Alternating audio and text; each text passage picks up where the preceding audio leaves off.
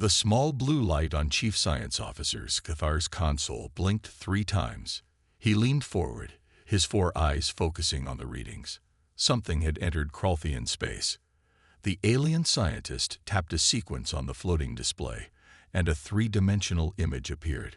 "Captain, we have detected an unknown vessel," Scathar reported, his voice calm despite the excitement building inside him. "It appears to be artificial in origin, and powered by some form of nuclear fusion." Captain Velcores moved to the science station, towering over Scathar. The captain's scales shimmered under the bright lights of the Eternal Vigilance's bridge. "Is it a known species?" the captain asked.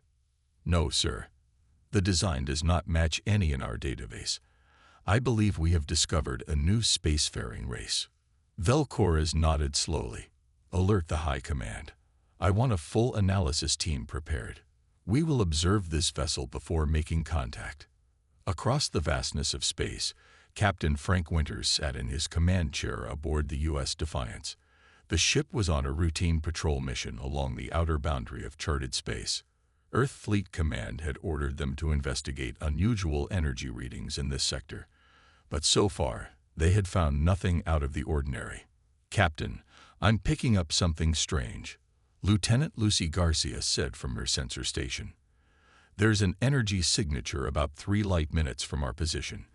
It's unlike anything I've seen before." Winters stood up and walked to her console. "Can you identify it?" Garcia shook her head. "No, sir. It's not matching any known profiles. But whatever it is, it's big and it's moving. Keep tracking it. Don't lose it," Winters ordered. He turned to his communications officer. "Any signals coming from it?" "Nothing, sir," replied Ensign Peter Collins. Complete radio silence. On the Kralthian vessel, Scathar watched the human ship with growing interest. The High Command had given them clear instructions: capture the alien vessel and analyze its technology and crew. The Kralthian Confederacy had encountered 17 different intelligent species in their 1,000-year history of space travel. Each encounter had added to their knowledge and technology. This would be no different. "The vessel appears to be a military craft," Scathar reported after several hours of observation. "It has weapon systems and defensive capabilities, though they are remarkably primitive compared to ours." "Primitive does not mean harmless," Captain Velcores reminded him. "Set the trap in the asteroid field. We will use the standard capture protocol." The plan was simple and had worked many times before. They would emit a false distress signal that would draw the curious aliens into the asteroid field. Once there, they would deploy their stasis field, immobilizing the ship for safe boarding and study. Aboard the Defiance, Chief Engineer Alan Boyd frowned at his readings. "Captain, we're picking up a distress signal from the asteroid field ahead." "Let me hear it," Winters ordered. A crackling sound filled the bridge, followed by a series of beeps and tones that repeated in a pattern. "It doesn't match any known emergency protocols," Boyd said, his voice showing concern. "There's something off about the signal. The pattern is too perfect." Lieutenant Garcia looked up from her station. "Captain, that energy signature I was tracking earlier has disappeared." Winters felt a chill run down his spine. 20 years in Earth Fleet had taught him to trust his instincts. Yellow alert. Shields up. Let's approach carefully. As the U.S. Defiance moved toward the asteroid field, hundreds of Kralthian soldiers prepared for boarding action. They had studied many species, but never humans. They expected this capture to be routine, another primitive race to catalog and analyze. They were about to learn that humans were anything but routine. The trap was set. The Kralthians waited in perfect silence, and the human warship, unaware of what was about to happen, moved closer and closer to its fate. The U.S. Defiance moved slowly through the asteroid field. Large rocks floated all around them, some as big as houses, others as large as small mountains. Captain Winters stood with his hands behind his back, watching the main screen carefully. "Still receiving that distress signal, Captain," Ensign Collins reported. "It's getting stronger." Chief Engineer Boyd shook his head. "I don't like this, sir. The signal doesn't change at all. Real distress calls have variations, voice breaks, power fluctuations. This is too clean. Winters nodded. I agree. But if there's even a small chance someone needs help out here, we have to check. He turned to his executive officer. Commander Wright, prepare a rescue team. But keep them on standby. Commander Nickel Wright nodded and moved to the back of the bridge to organize the team. On the Kralthian flagship, Captain Velkoras watched with satisfaction as the human ship moved deeper into their trap. They are responding as predicted, he said to Skithar. These creatures appear to be curious, perhaps even helpful. Interesting, Skithar noted in his datapad. Most species we encounter are more cautious. Prepare the stasis field, Velkoras ordered. Activate on my command. The Kralthian technology was far beyond anything humans had developed. The stasis field could freeze all matter within its range, stopping engines, weapons, and even the movement of living beings. It was the perfect tool for capturing alien species for study. Back on the Defiance, Lucy Garcia suddenly sat up straight. Captain, multiple energy spikes all around us. Something's powering up. Before Winters could respond, a bright blue light flashed across the bridge view screen. The ship shuddered, and then everything became strangely quiet. The normal hum of the engine stopped. The lights flickered and dimmed. What just happened? Winters demanded, trying to move from his position. He found that he could only move very slowly, as if pushing through thick Sarah. Some kind of field. Boyd struggled to speak. Never seen anything like it. Commander Wright managed to reach her console. With great effort, she pressed a series of buttons. Emergency. Signal. Sending. She collapsed over her station, her movements slowing to a stop. One by one, the bridge crew found themselves unable to move. Only their eyes could shift, watching in horror as their bodies betrayed them. Outside, the Kralthian ships emerged from their hiding places among the asteroids. 3 massive vessels, each 5 times the size of the Defiance, surrounded the human ship. Smaller craft moved toward the immobilized vessel, carrying boarding teams. Captain Velkoras addressed his soldiers before they departed. Remember, these are living specimens for study. Use non-lethal methods only. We want to learn about these creatures, not destroy them. The boarding teams cut through the hull of the Defiance with precision tools that melted the metal without creating dangerous decompression. They entered wearing protective suits that monitored the atmosphere and protected them from potential biological hazards. The aliens moved through the corridors of the human ship with practiced efficiency. They found crew members frozen in place, some reaching for weapons, others attempting to escape. The Kralthians injected each human with a sedative before placing them in special containers for transport. In the medical bay, Dr. Samantha Lewis heard the strange sounds of the intruders. When the alarm had first sounded, she had been checking supplies in a small storage room. Now she crouched behind a cabinet, watching through a crack as strange 4-eyed creatures carried unconscious crew members past her hiding spot. Her heart pounded, but she remained still. Years of emergency training had taught her to stay calm in a crisis. When the aliens left the medical bay, she slipped into an access tunnel that ran between decks. It was a tight fit, but she managed to pull the hatch closed behind her. As the Defiance was systematically emptied of its crew, one human remained free, hidden in the maze of maintenance tunnels. And in that moment, she became humanity's only hope. Skithar walked through the corridors of the human ship with growing excitement. The Kralthian science team had set up their main research station in what appeared to be a hangar bay. Portable equipment hummed and blinked as they scanned and analyzed every part of the vessel. "This material is interesting," said Vex Mora, a junior researcher who was examining a section of the ship's hull. "It's much thicker than necessary and seems designed to absorb damage rather than deflect it." Skithar nodded.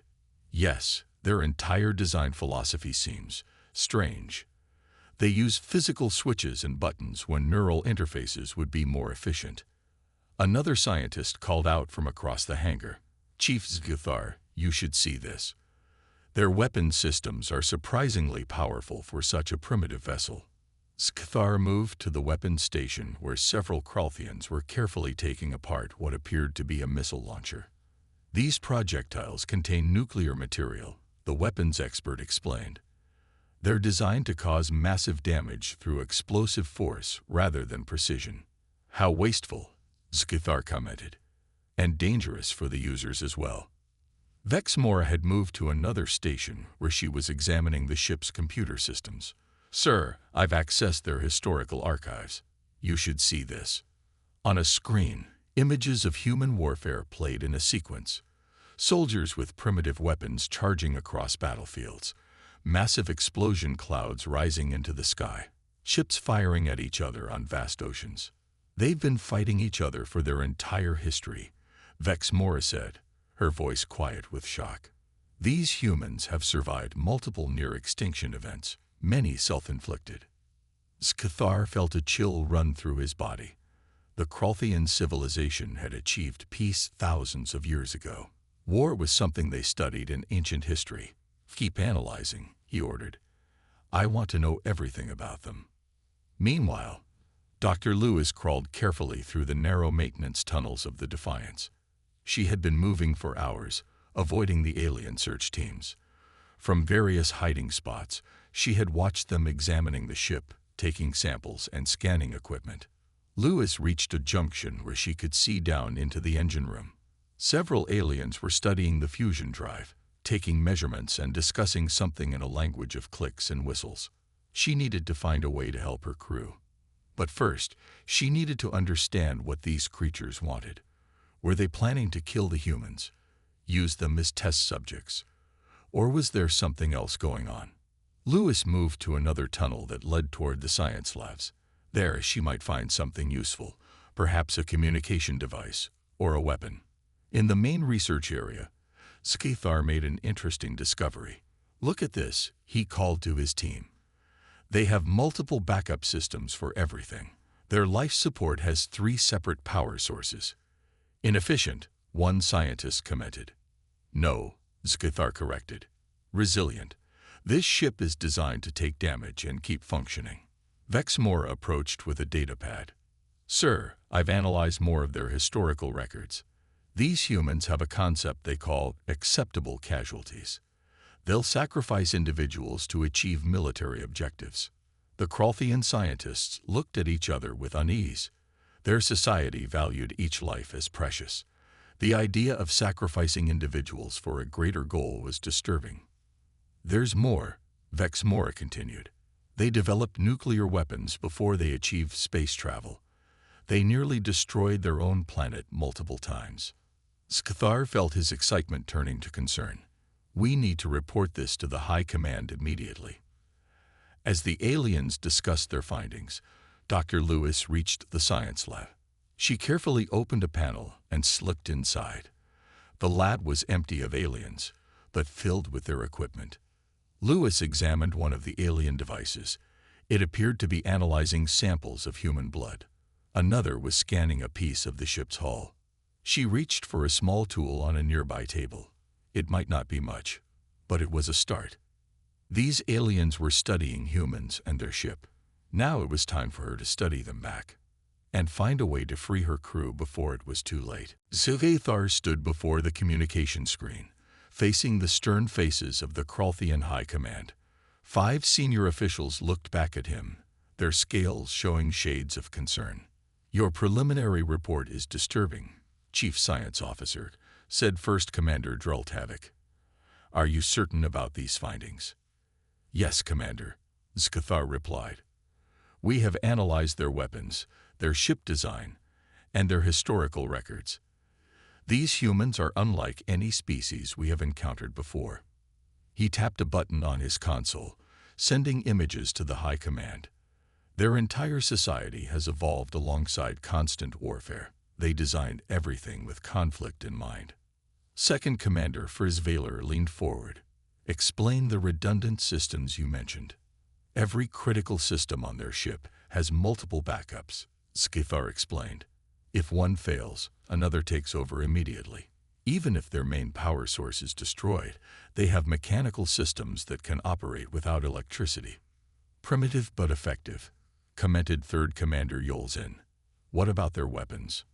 Skithar's 4 eyes blinked rapidly, a sign of distress in Krolthian body language.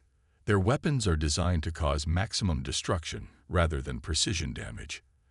They use nuclear warheads, high-explosive projectiles, and energy beams that could potentially pierce our standard shielding. The High Command members looked at each other with growing concern. But the most disturbing discovery, Skithar continued, is their history. These humans have nearly destroyed themselves multiple times. They developed nuclear weapons before achieving space travel. They have concepts like acceptable casualties and mutually assured destruction that suggest they would rather annihilate themselves than surrender. First Commander Dreltavik's scales turned a pale blue, the Krolthian equivalent of turning white with fear. Your recommendation, Chief Science Officer. I believe we should continue our analysis, but with extreme caution, Skithar replied. These humans represent a potentially serious threat if they ever discover our civilization. Meanwhile, Dr. Lewis had made progress of her own. After days of careful movement through the ship, she had mapped the aliens' routines and discovered where they were keeping the crew. In a large cargo bay, hundreds of transparent pods held the unconscious humans. Each pod was connected to machinery that seemed to be keeping the crew in suspended animation. Lewis watched from a ventilation shaft as aliens moved between the pods, taking readings and making notes. She had also managed to gather several small tools and devices. One in particular had caught her attention, a small alien tablet that she had taken from an unattended workstation. Though she couldn't read the language, she had figured out some basic functions by watching the aliens use similar devices. Lewis crawled through another maintenance tunnel toward the security section of the ship. If she could reach the armory, she might find weapons that the aliens had missed. As she moved, she heard voices from below. 2 aliens were talking as they walked through a corridor. Their language was strange, but to her surprise, one of them spoke words that sounded like English. Human language. Learning progress. 60% complete, the alien said in broken English. Lewis froze. They were learning to speak English. That meant they were planning something more than just studying the ship. In the main research area, Vexmora continued her analysis of human history and culture. She had become fascinated by these strange beings. Unlike her colleagues who saw only the potential threat, she recognized something familiar in humans: curiosity, creativity, and a drive to explore. Chief Zagathar, she called, I found something interesting in their cultural database. Skthar approached her station. What is it? Despite their violent history, they have created beautiful art, music, and literature, Vexmora explained. And they have strict codes about the treatment of prisoners during warfare. Skthar considered this. Perhaps they are not complete savages then, but this does not change their potential danger. No, Vexmora agreed, but it suggests they might be reasoned with. As the aliens debated the nature of humanity, Dr. Lewis reached the armory door. Now she faced her biggest challenge yet: getting inside without being detected. Dr. Lewis held her breath as she worked on the armory door. She had watched the aliens enter a code on the panel, and now she tried to copy what she had seen. Her hand shook slightly as she pressed the strange symbols. The door slid open with a soft hiss. Lewis slipped inside quickly, and the door closed behind her. The room was dark, but she could make out the shapes of weapons racks and equipment storage. She found a flashlight and turned it on.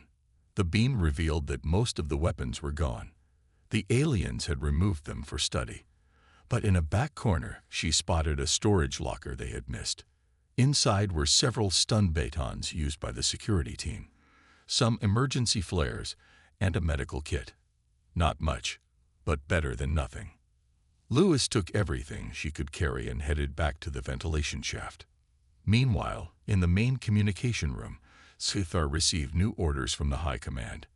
After reviewing your complete findings, First Commander Drultavik said, "We have decided that these humans represent too great a risk.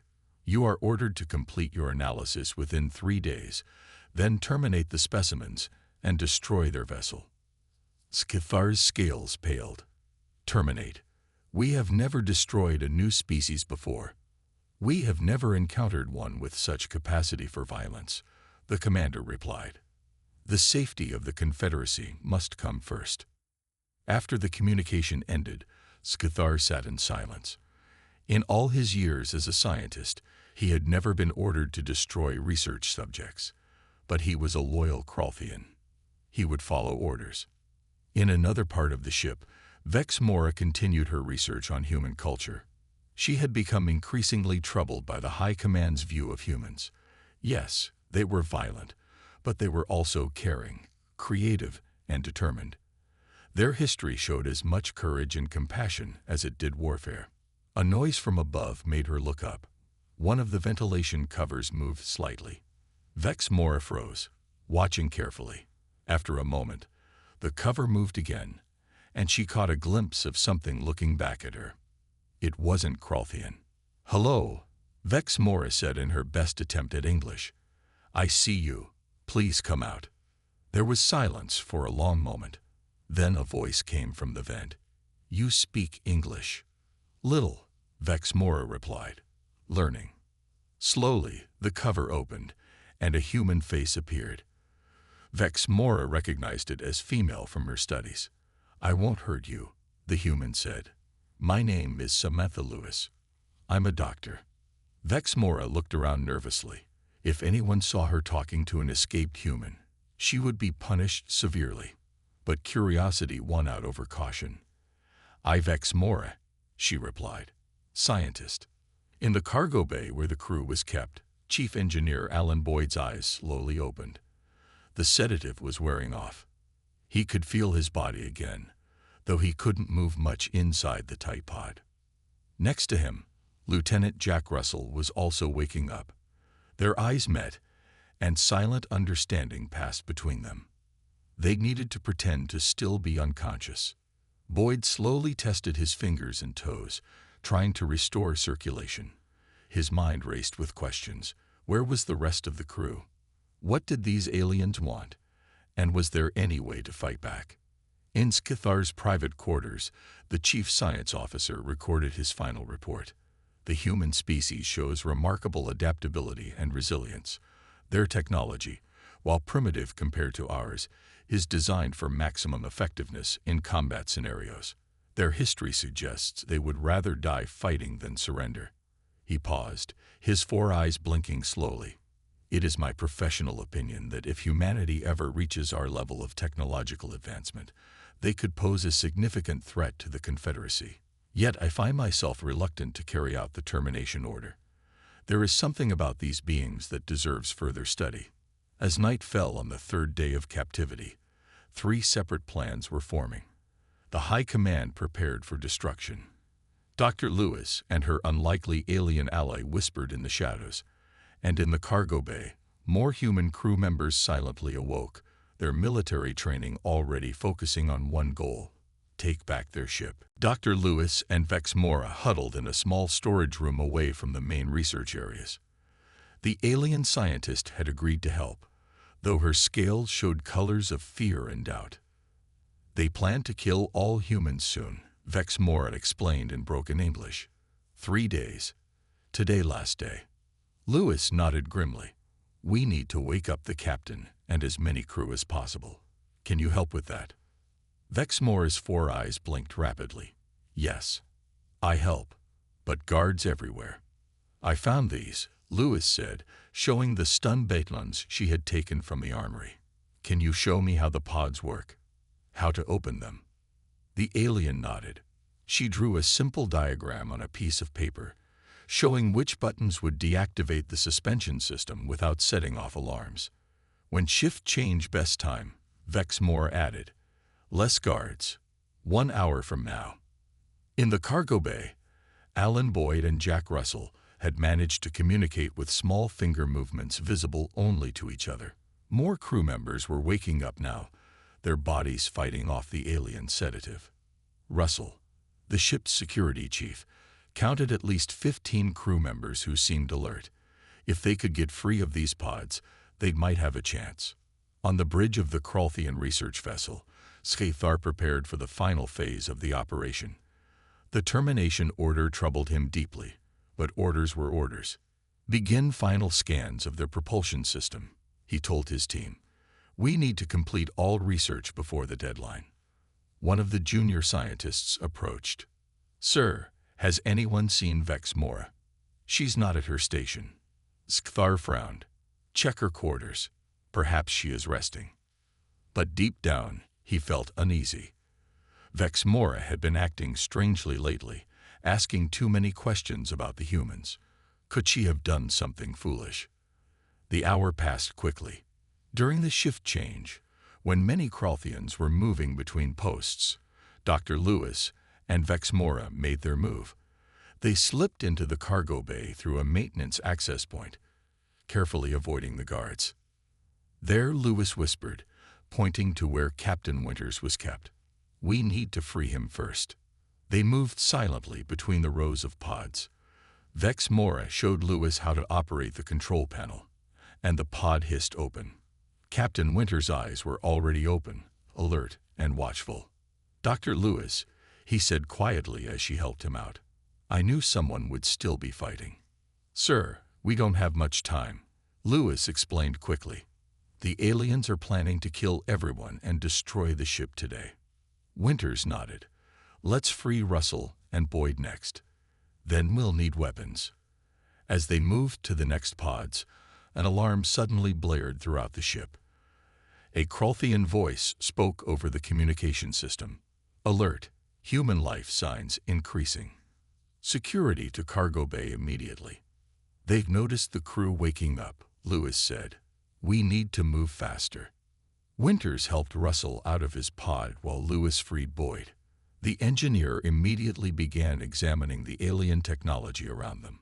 Captain, I think I can use this against them, Boyd said, pointing to a control panel. It's connected to their stasis field generator. If I can reverse it, I might be able to freeze them instead of us. Winters nodded. Do it. Russell, help me free as many crew as possible. Doctor, you and your friend, watch the doors. Within minutes, chaos erupted throughout the ship. 20 crew members were now free and using whatever they could find as weapons. Boyd worked frantically on the control panel, his fingers flying over the alien technology. On the bridge, Scathar received the alarming reports.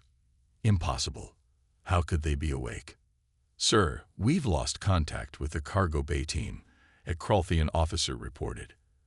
And there's unusual activity in the human ship's engine room. Lock down all sections, Scathar ordered. Send all security teams tow. He never finished the sentence. The lights flickered, and a strange hum filled the air. On the security screens, he watched in horror as his fellow Kralthians began to move in slow motion, then freeze in place. Boyd had reversed the stasis field, and now the humans were free, while the Kralthians could barely move. Captain Winters stood on the bridge of the U.S. Defiance, looking out at the 3 massive Kralthian ships that surrounded them. Most of his crew was now free and back at their stations. The ship's systems were coming back online one by one. Status report, Winters ordered. Engines at 60%, Captain, Boyd reported from engineering. Weapons systems still offline, but I'm working on it. Lieutenant Garcia looked up from her console. Sir, I'm detecting multiple ships approaching at high speed. They appear to be Kralthian reinforcements. Winters nodded grimly. How many? At least 5 vessels, sir, larger than the ones currently surrounding us. The situation was dire. Even if they could get their weapons online, they were outnumbered and outgunned. The Kralthians had technology far beyond their own. Vex Mora stood nervously at the back of the bridge. She had chosen to help the humans, betraying her own people. Now she approached Captain Winters. Captain, she said in her improving English, I help more, can speak to my people. Winters considered this. You think they'll listen to you? Must try, she replied. Skthar not bad person. Follows orders, but scientist first. Winters nodded. Okay, let's try talking before fighting. In the Kralthian flagship, now partially affected by the reversed stasis field, Skithar struggled to move. The field had been weakened in the command center, allowing limited movement, but most of his crew remained frozen. A communication alert sounded. Skithar slowly reached for the control panel and activated it. To his surprise, he saw Vex Mora standing beside a human in a uniform. Chief Zigithar, Vex Mora said in their native language. Please listen. These humans do not wish to destroy us. They only want to survive. You have betrayed the Confederacy, Zigithar replied angrily. You've doomed us all. 5 more of our ships are on the way. Captain Winters spoke next, with Vex Mora translating. We don't want war with your people. We are explorers first, warriors second, but we will defend ourselves if necessary. As they spoke, another alert sounded on both ships. New vessels had arrived in the area. 3 massive Earth Fleet battleships led by Admiral Perry, responding to Commander Wright's emergency signal sent days ago. This is Admiral Perry of Earth Fleet, a new voice announced on all channels. We are here to recover the U.S. Defiance and her crew. Stand down immediately. The situation had suddenly become much more complicated. 2 fleets faced each other, both with the power to cause enormous destruction. On the Kralthian command ship, a direct message arrived from the High Command. First Commander Drell Tavik himself appeared on the screen. The analysis reports have been fully reviewed, he told Skithar. We have reconsidered our position. These humans are indeed dangerous, but perhaps they can be reasoned with. Open diplomatic channels immediately. For the first time in Kralthian history, the High Command had reversed a termination order. The reports about human resilience, adaptability, and their strange mix of violence and compassion had convinced them that humans would be better as allies than enemies. 3 days later, Captain Winters sat in a conference room with Skithar and Admiral Perry.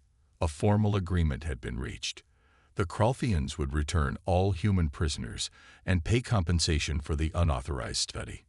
In exchange, humans would share certain non-military technologies and establish peaceful relations. Your ships are impressive, Admiral Perry admitted to Skithar, but they're designed for scientific exploration, not combat. And yours are built for war, even when you claim to come in peace, Skithar replied. Perhaps we can learn from each other. As the meeting ended, Dr. Lewis spoke quietly with Vex Mora outside the conference room. Will you be punished for helping us? Lewis asked. Vex Mora's scales showed colors of amusement. No, I am being promoted. First Contact Specialist is my new title. Around the galaxy, the story of the U.S. Defiance spread quickly. The Kralthian analysis had revealed something important about humans. They were adaptable, determined, and would never give up. When faced with superior technology, they found ways to use it against their enemies. When outnumbered, they still fought back. The Kralthian fleet would never look at a human ship the same way again. And other alien races took note. These humans might look harmless, but underestimate them at your peril.